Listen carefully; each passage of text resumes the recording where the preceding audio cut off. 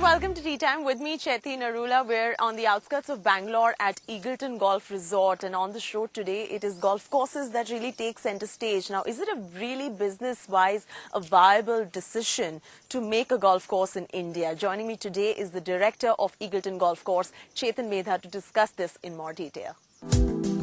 On the show this week, we have Chetan Meda, director, Eagleton Golf Resort. If you have a standalone hotel, it doesn't make sense, or you have an entertainment park like some of them have done. So golf is, we found at that time, it was far ahead of the time. In news, SSP Chaurasia wins Panasonic Open and Wwatch wins the HSBC Champions in Shanghai.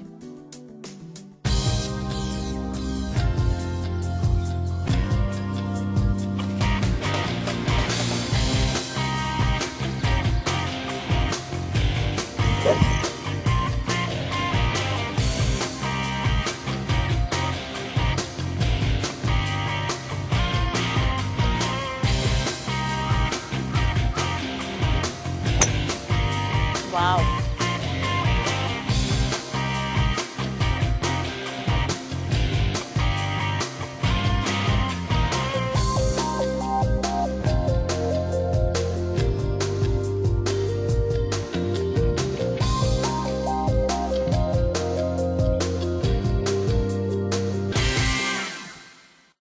It's beautiful tee off, Chetan. Welcome Great to Tea Time. be on your show. Thank you for having me here at Eagleton Golf Resort. Indeed, a brilliant golf course, I must say. I must congratulate your entire team for building this picturesque 18-hole golf property. So, you know, there are many reasons why people build golf courses. Sometimes it is to sell real estate around golf courses. Sometimes it is really for the sake of golf itself. Sometimes, you know, reasons are many. What was the reason behind Eagleton Golf Resort where we're standing here today? Basically, the idea was conceived by our late founder, chairman, and my father. Right. He passed away last year. Right. So idea was conceived 20 years back. This is actually the Right. first private golf resort in India. Right. So probably 94, there were not many private players in this industry. So, you know, what do you do with a 500-acre piece of land? Correct. And how do you add value to the properties around? Right. How do you get, you know, a lot more activities like corporates coming to your place? If you have a standalone hotel, it doesn't make sense, or you have an entertainment park like some of them have done. So golf is, we found at that time, it was far ahead of the time. Right. But basically we found golf was a very, very good idea. And golf was just, you know, at a very nascent stage at that time. Correct, correct. So that's why I said we were far ahead of the time. Obviously, this happens to be your core business then, golf course, isn't it? I think you might have visited so many courses yourself, and you might have noticed that golf in itself doesn't make any money. Exactly what I was coming to. Yeah. So operationally, we are making a lot of profits in golf, but what happens is every 10 years, you need Right. to redo the golf course. Right. And, you know, when you talk about redoing the golf course, you're talking about major renovations in any golf course. Right. So basically, you need to you know, again pump in a lot more, More capital, right? So golf in itself is standalone golf course will not make any money, because to cut even, it takes a long time, more than 10 years. So where do you see the light of the day in terms of profits when you make a golf course as humongous as this one? And of course, the upkeep is a bit of an uphill task in itself. So where do the profits really come from for companies like yours? See, if you look at the clubhouse that we've made, we have Right. 132 rooms. Right. So you look at a lot of conferencing also happens apart from the golf. Right. So we look at each of the things as a separate profit center. So it's the surround Golf- that gives you the profit, not really the golf course in itself. Golf in itself is a factor that attracts corporates to probably come into Right. conferencing, and Right. also it adds values to the properties around. Probably I would say anywhere around 20 to 25% appreciation in the properties compared to golf facing properties and a property that doesn't have a golf course on it. So what about Eagleburg now? You already have a championship golf course as this one, which is 18 holes. What was the whole idea behind coming up with another one, really, right from scratch? Basically, I think, as I told you, we were pioneers in the, starting the first private golf Right. resort. And we earned our name in this industry, so we would as well look at it as a core business. Right. And maybe after Eagleburg, we probably look at acquiring land, as I said, is so difficult. For Eagleburg, it took us more than 6 years to acquire the land Oh, itself, really? for around 420 acres. Right. So now what we are looking at going in the future after Eagleburg probably is trying to go and partner or do joint ventures with people who already have land, because it saves a lot of time and money. Right. On that note, let me tee off and we continue talking.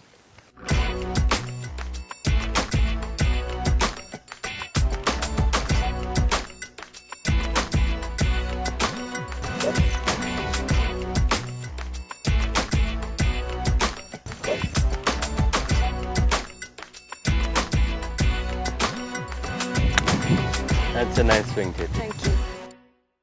So Chetan, let's start off with the hiccups of making a golf course really in today's day and age. You're coming up with a new one, and that's something that is your project, really very near to you. What is the difference, and what kind of problems do you really face from what you did 20 years ago, really? Quite a lot of difference. Presently, if you want to do a golf course, apart from the problems that you have in land acquisition and the approvals, Right. apart from that, at least I would say it's much easier than when we made it 20 years back. Oh, now the process has absolutely. become easy, is it? Making a golf course probably is much easier, because there are a lot of foreign companies. You look at the irrigation equipment, or the mowing equipment, or even to run a golf course, not just make a golf course. And a lot more, if you look at probably even Gary Player and Jack Nicklaus, as big designers, are Right. keen on making golf courses, already making golf courses Right. in India. So Right. it's slightly, I would say, slightly easier than 20 years back because of technology and other things. Would you advise new entrepreneurs to go ahead and make golf courses today and get that much of seed capital from the market, or unless and until you have a land bank lying or family wealth lying, that's the only time you would say that it's a viable option? In fact, I have to say one thing first. When we started Eagleton, we started with a very small capital. The land at that time, 20 years back, was much cheaper. Right. And as we move on now, the land is only going to get costlier. So Right.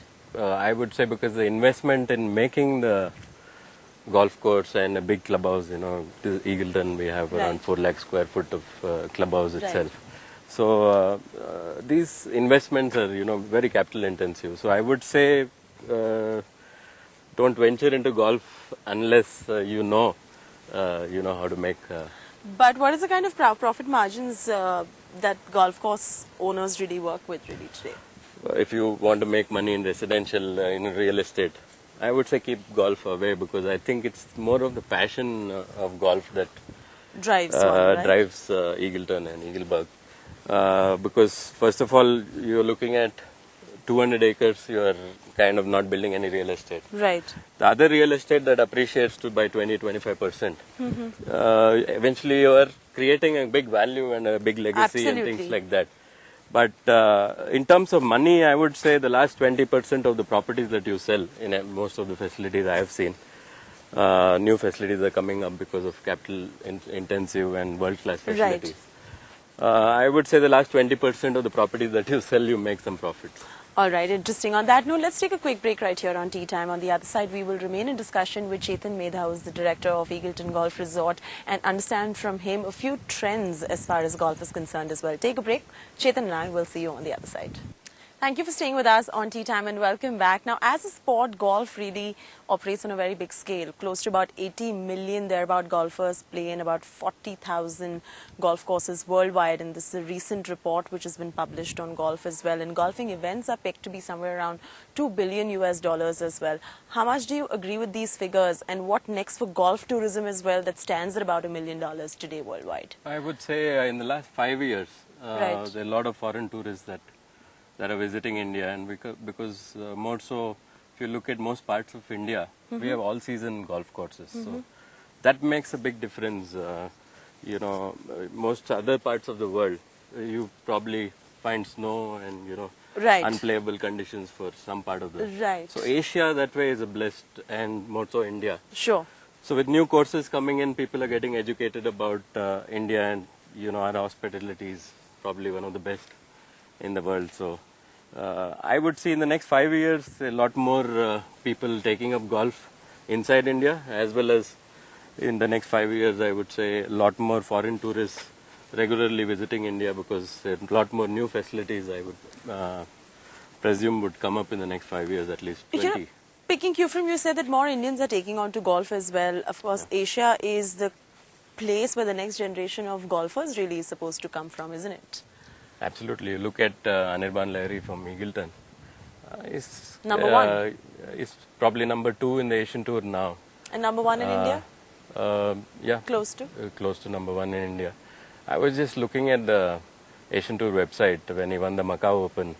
I think probably in a couple of years you would see Anirban win a European Tour event. And so gone are the days when the top rank of golfers came from the Western world. Now Asia is emerging to be one of the biggest hotspots for golfers coming out. Absolutely. I think big major winners like Ernie Els bet on Asia. In fact, Right. there are a lot of European players coming and playing in the Asian Tour. That itself shows the competition in Asia. One big thing missing in this country is public driving ranges or public golf courses. It's such an elitist sport. When are we likely to break that elitism tag to make golf more accessible to the masses in this country? Are you doing anything at your end as well to Absolutely. make sure? Eagleton, from the day one, we've been open to everybody.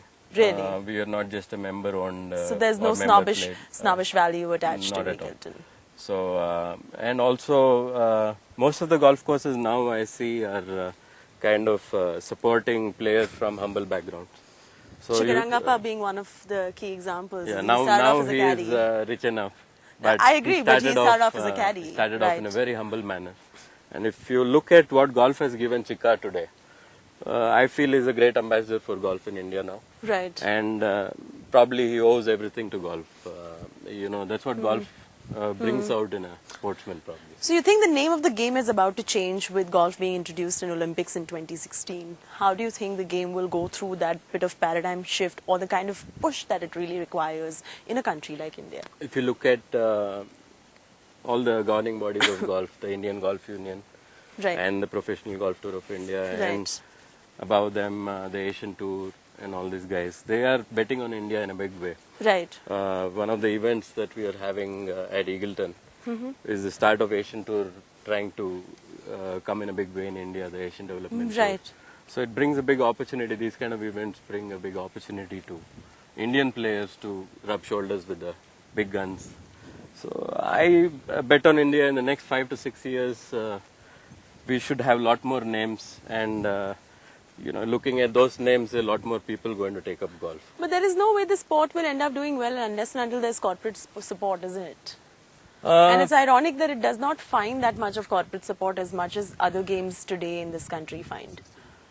Yes, but slowly in the last 2 years, if you look at Tech Solutions, one of the sponsors Right. of this Asian Development Tour event, Right.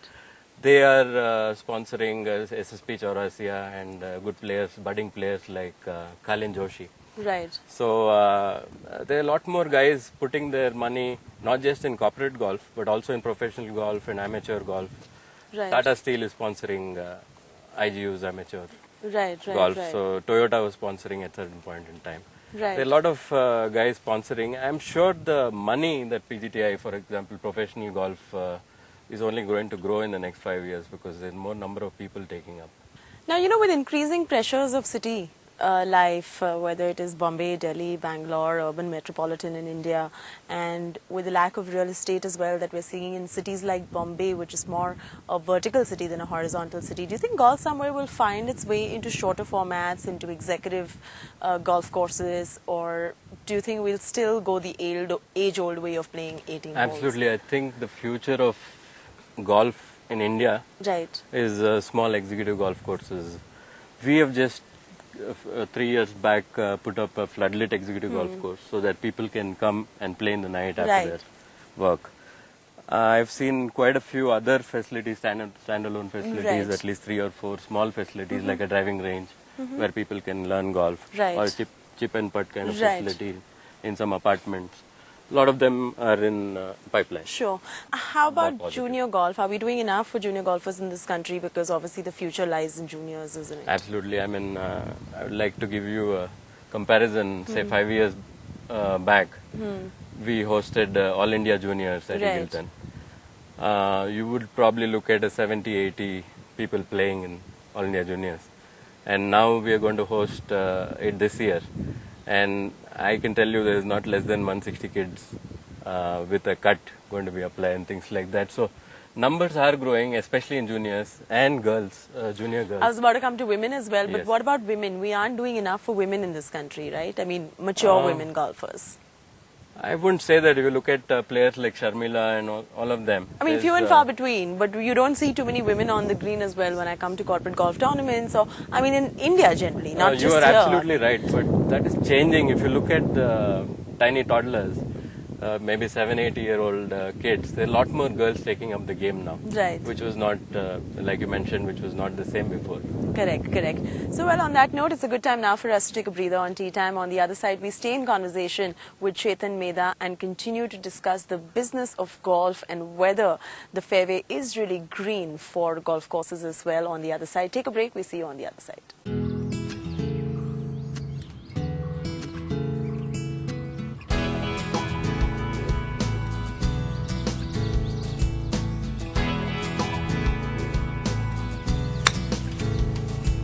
It's a nice chip. Thank you.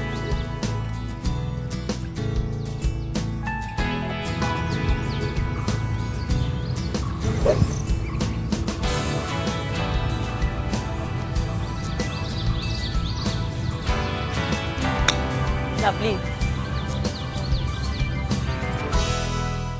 Welcome back to Tea Time, and we're in conversation with Chetan Meda of Eagleton Golf Resort. Now, Chetan, golf being associated with affluence, is that somewhere a strength for the sport, or is it a weakness for the sport? I would say there are a lot more higher middle class segment of Right. India that is looking at golf very seriously. More so because I think India, we have the biggest segment is the Middle class, absolutely. So I'm sure there are more facilities as they come by. It'll become more cheaper. Already India, if you look at compared to the green fees or the money that you pay to play golf, it's much cheaper than many of the other countries. Already we have kept it, to an extent where the membership, for example, an annual membership Right. in many courses. Our course, we don't even charge a subscription fee, for example, to any of the members. We are the only course in India Right. that doesn't charge a subscription fee. So we try to, and we subsidize to the juniors so Right. that they take up the golf. Interesting. Now, during the recession, US was hit very badly. You saw a lot of courses shutting down in the US as well. A lot of public courses could not even survive at that point of time. Do you think that kind of had a trickle effect somewhere on this part of the world as well, when the market was really low and at an all-time high, low rather? See, most of these golf courses shut down because the maintenance costs and the labor, these are some of the reasons, apart from having less people playing, more golf courses Right. around, things like that. But I feel India is blessed with skilled labor. Probably we are the most either in technology or learning new Right. technology and things like that. I feel India somewhere, championship course like this, anywhere between 2.5 crores to 4 crores for annual maintenance cost of maintaining a golf course. Correct. So when you have enough players, we have around say 40 to 45,000 rounds every year played at Eagleton. Right. So we can kind of muster up that much money to keep it going on. So, but if you look at, like you said, in the US, more than 10,000 golf courses or some big number. Right. The number of golfers eventually in that particular area, say, suppose around Eagleton there were to be 10 golf courses. Then of course the number of golfers, if it gets split and things like that. So it's more about the number of rounds that you get defines how well you're going to maintain the golf Understood. course. What next for you at Eagleton really? What are your plans now? Eagleton, quite a few plans to upgrade the golf course, Right. to add more facilities, like we are adding a big spa Right. soon, and we've also gotten Mr. Vijay Divecha has come back. The coach. So yeah, he's I've been rated as the top 100 teaching professionals in India now. Right. He started with Eagleton, moved elsewhere, and then came back, and we have a good team of teaching professionals now. Also, on the hotel front, we are doing a lot of upgradation Right. on that front as well.